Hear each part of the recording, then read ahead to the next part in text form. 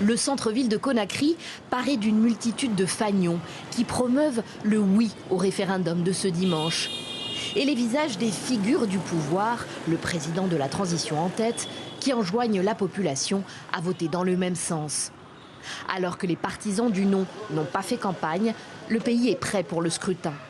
Isoloirs, matériel de vote, encre indélébile, tout est arrivé dans tous les bureaux de vote du pays. Ils sont plus de 23 000, assure la directrice de la DGE.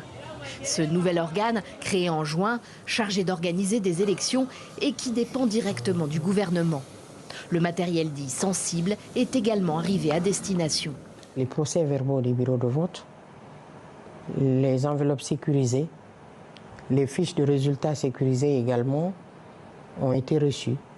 Et nous travaillons en étroite collaboration avec le Conseil supérieur de défense et de sécurité, qui est l'organe qui sécurise aujourd'hui au niveau déconcentré. Ils sont au niveau régional, préfectoral, sous-préfectoral. Le projet de constitution prévoit notamment une éducation obligatoire et gratuite jusqu'à 17 ans. Un minimum de 30% de femmes dans toutes les instances de décision. La création d'un Sénat. Le mandat présidentiel passe de 5 à 7 ans renouvelables. L'opposition appelle au boycott du scrutin parce que plusieurs partis ont été interdits par le pouvoir, que les manifestations restent prohibées depuis 2022.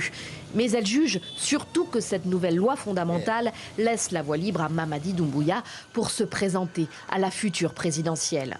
Ce qui est vrai.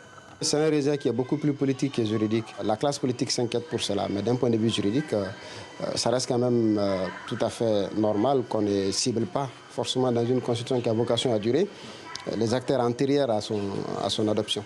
Le président de la transition a plusieurs fois répété qu'il ne se présenterait pas à une élection présidentielle, mais il est resté silencieux pendant toute la campagne référendaire.